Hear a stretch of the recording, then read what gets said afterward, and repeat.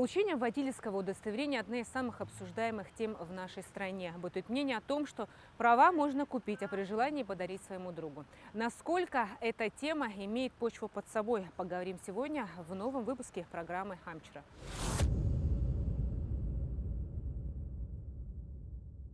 Дамир Джумбирович, здравствуйте. Спасибо большое, что нашли время для абхазского телевидения. Наверное, хочется начать с того, что вы человек не новый в правоохранительной системе, вы уже с 2011 года, но на данную должность были назначены буквально полгода назад. Легко ли вам удалось это решение? Добрый день, Рената. Мы всегда рады вас видеть.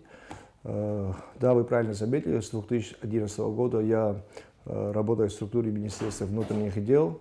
И начинал я работать в управлении ГАИ, и за все это время проработал в разных должностях.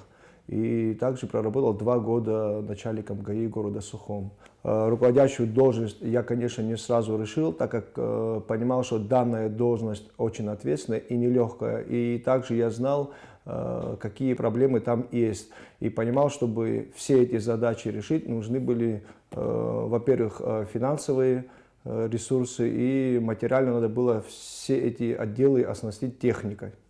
Какие отделы у вас подчинения?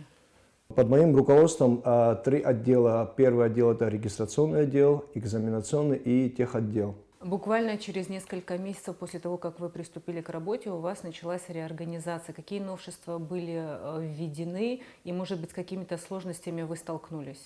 Во-первых, основная задача перед нами стояла создать все условия, как и для сотрудников данных отделов, так же, конечно же, и для тех граждан, которые к нам обращаются с вопросами.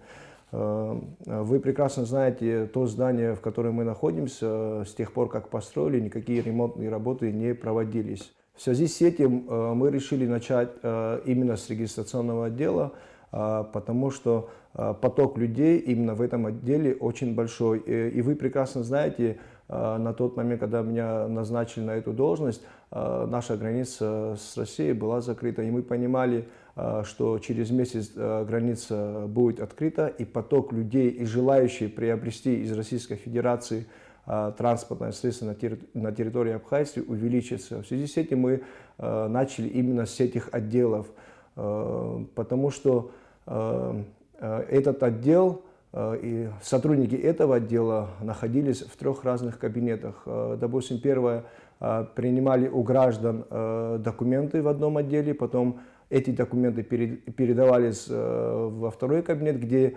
выписывалось заявление, и после этого уже передавали в 3 кабинет, где непосредственно выписывалось свидетельство о регистрации. Все это было неудобно, как и для сотрудников, так и для граждан, которые к нам обращались. Все это занимало от 3 до 5 часов. И я думаю, что с этой задачей мы на тот момент справились, и работа была поставлена в правильном русле.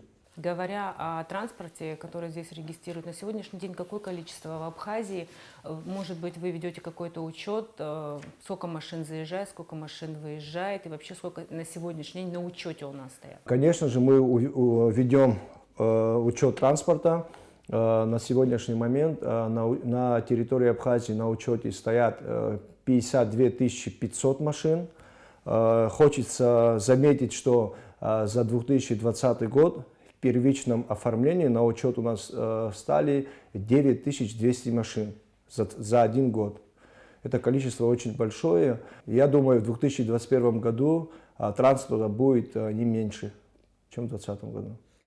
Невозможно не заметить, что в нашу страну загоняют машины с правым рулем. Все-таки бытует мнение о том, что именно данный автотранспорт чаще участвует в ДТП. Насколько правдивая такая вот информация? Да, на самом деле можно заметить, что на территории Республики Абхазии количество транспорта с правым рулем в разы увеличились. Если приводить в цифрах, то мы ведем статистику и согласовываем, и созваниваемся, и видимся с таможенным комитетом. За 2020 год более 10 тысяч было завезено транспорта в общем. Из них 9 тысяч были с правым рулем. И сказать однозначно, количество ДТП увеличилось в связи с тем, что именно праворукие машины у нас добавились, то нельзя. Если брать статистику, кстати, 2020 года зарегистрировано 198 ДТП. По вине леворуких машин получается 82 ДТП, с правым рулем 116. Если брать общее количество ДТП за последние 5 лет, то цифры практически не менялись. И сказать однозначно в связи с тем, что добавилось с правым рулем машины, невозможно. На сегодняшний день общество разделилось на два мнения. Нужен ли технический осмотр автотранспорта или нет? Как проходит эта процедура? По вашему мнению, все-таки на сегодняшний день этот документ необходим? Конечно, эту процедуру надо проводить. У нас на территории управления ГАИ есть ангар, там, где производят осмотр машины. Они непосредственно там проверяют исправность тормозной системы, а также рулевой системы, световые приборы и, конечно, состояние шин. И этот документ, я считаю, нужен, потому что данный транспорт, который будет возиться сюда, он должен пройти все процедуры, и именно осмотр машины, и выдавать талон технического осмотра годового обязательно, конечно, нужен. Кстати, хочется подчеркнуть, если мы подняли этот вопрос, очень много жалоб было со стороны граждан по поводу выдачи бланков технического осмотра. В связи с этим министру внутренних дел были даны указания управлением собственной безопасности провести во всех районах проверки данного подразделения. И на сегодняшний момент все сотрудники, которые занимались выдачей этих бланков, временно отстранены. По окончанию всех проверок будет дана оценка. Злободневный такой вопрос о водительском удостоверении. Бытует мнение о том, что права можно купить, подарить. Все-таки ваше мнение по этому поводу? Сегодня можно прийти и купить водительское удостоверение? Во-первых, чтобы получить водительское удостоверение, надо сдать 2 экзамена. Первый экзамен это получается в той автошколе, где он обучался, где получал знания. После положительного результата в автошколе он потом попадает к нам в управление ГАИ и должен, конечно же, сдать экзамен у нас. Получается теорию и, конечно же, практику.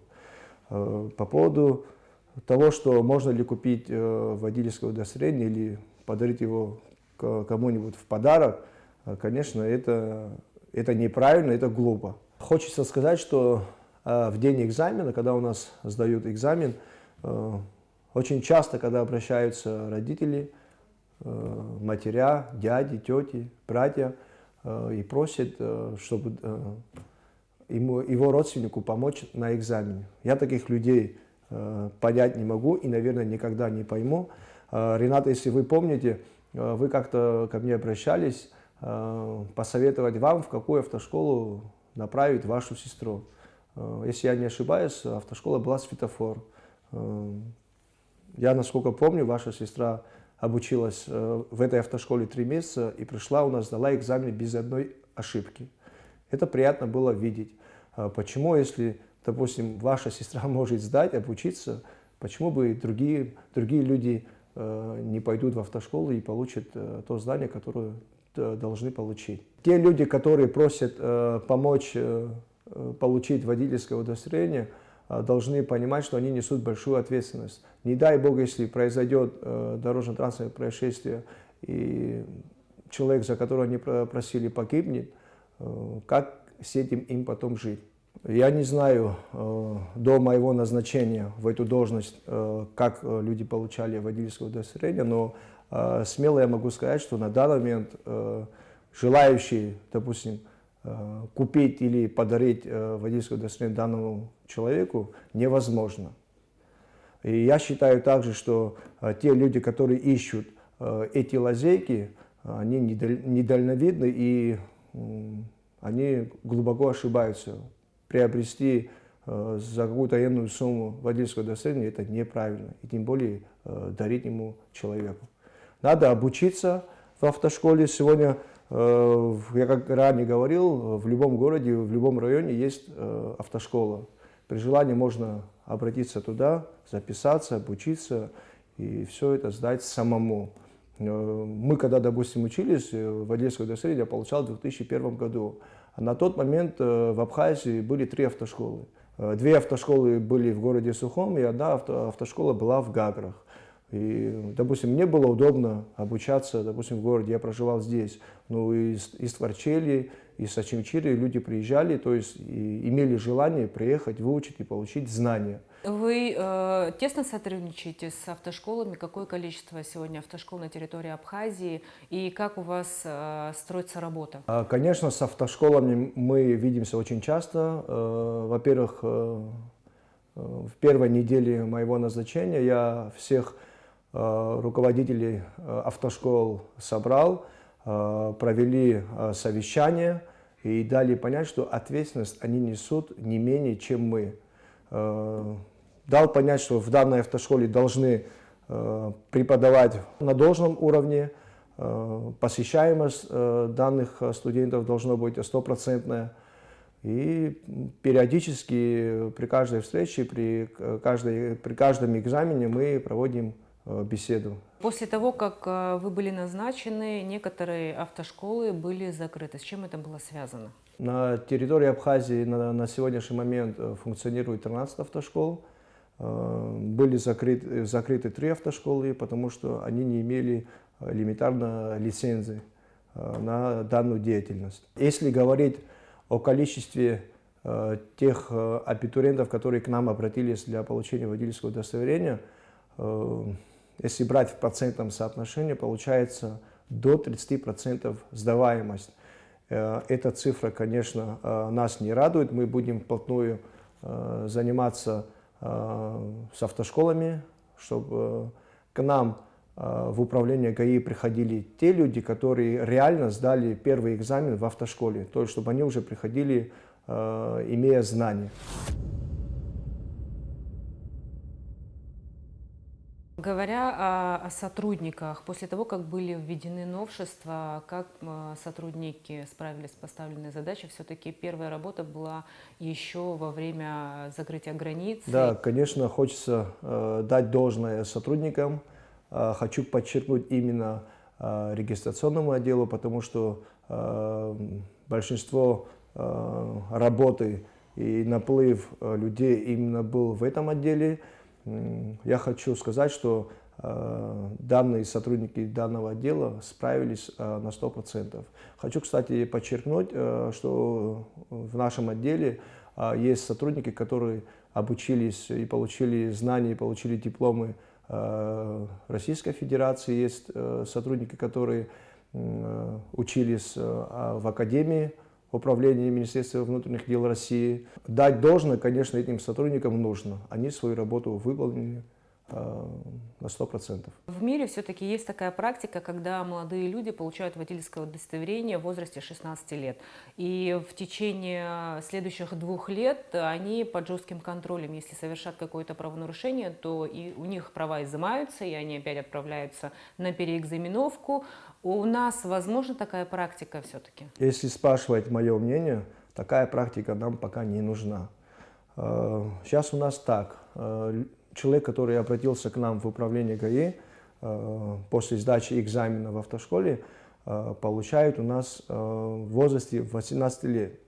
Мы разрабатываем, есть в планах и думаем, что такой шаг будет верный. Допустим, сейчас у нас водительское удостоверение получают первичники со сроком на 10 лет. Мы хотим внести изменения, выдать водительское удостоверение после сдачи экзамена на 2 года, по истечении 2 лет, когда он к нам обратится, чтобы продлить данное удостоверение, мы его будем проверять на наличие нарушений. Имел ли он за эти 2 года грубые нарушения, делал ли он ДТП с его виной, то если у него будет все чисто, без каких-либо грубейших нарушений, то мы будем ему эти права продлевать. Если нет, то будем его направлять на пересдачу экзамена. Я думаю и уверен, что такая практика нам даст результат. если мы в течение 2 лет сможем сделать так, чтобы его взять под контроль, он будет чувствовать ответственность и за 2 года придет в привычку. В сводках МВД мы видим, что у нас люди ездят в нетрезвом состоянии. Все-таки какая мера предназначена для таких людей и как с этим бороться?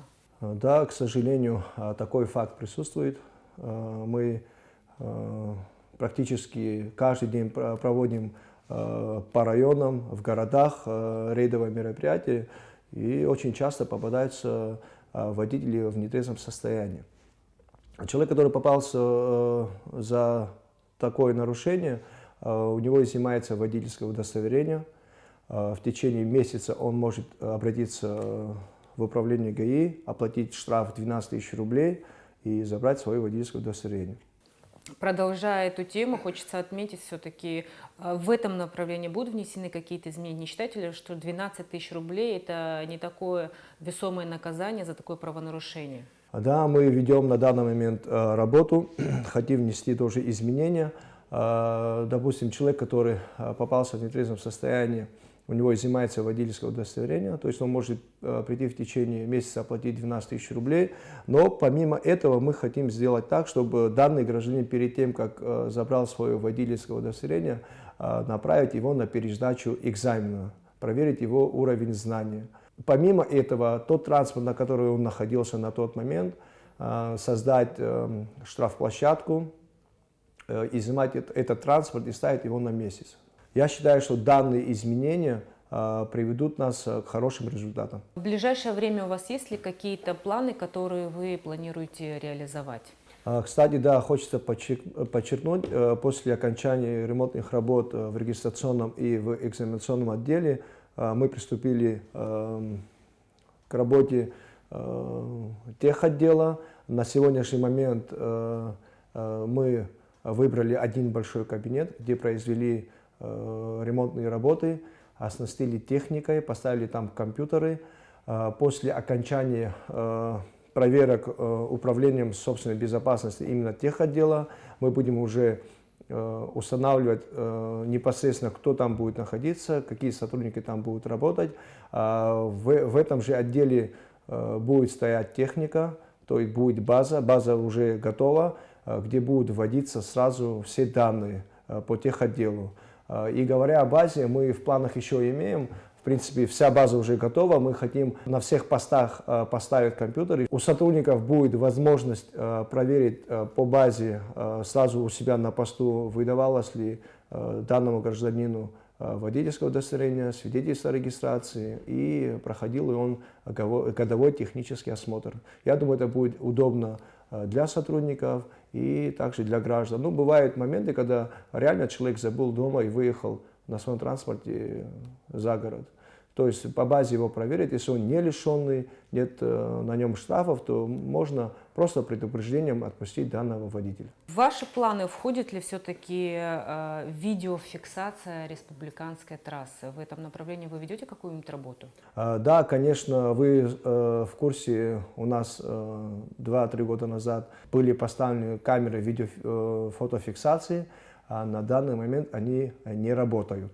По поводу камеры видеофиксации хочу сказать далее. В октябре вместе межведомственная делегация правительства Абхазии была командирована в город Москву. В частности, делегация посетила департамент транспорта города Москвы и Центр организации дорожного движения города Москвы. Специалисты изучили колоссальный опыт Москвы в области фото-видеофиксации безопасности дорожного движения. В соответствии с достигнутыми договоренностями Москва намерена оказать Абхазии материальную и техническую помощь в этой области. Также вы знаете, что президент Абхазии встречался с министром правительства Москвы, и эти намерения были подтверждены на этой встрече. И мы надеемся, что в 2021 году удастся запустить первые 20 камер. А планируете вообще какое количество? В планах есть от Ингур до Псо поставить до 100 камер. Совсем недавно, насколько мне известно, к вам поступил документ по поводу тонирования автостекол. Что в этом документе? Да, с Министерства внутренних дел, а именно с правового отдела нам поступил документ, в документе говорится, что 15 декабря 2020 года парламент Республики Абхазия принял поправки в КоАП Республики Абхазии, согласно которых светопропускаемость ветрового стекла должно быть не менее 75%, а прочих передних стекол менее 35%. Согласно этих же поправок, при наличии наружных зеркал заднего вида на задние стекла автомобилей ограничений нет. Дамир Джумбирович, спасибо большое за интервью. Желаем вам успехов в дальнейшей работе. Спасибо и вам.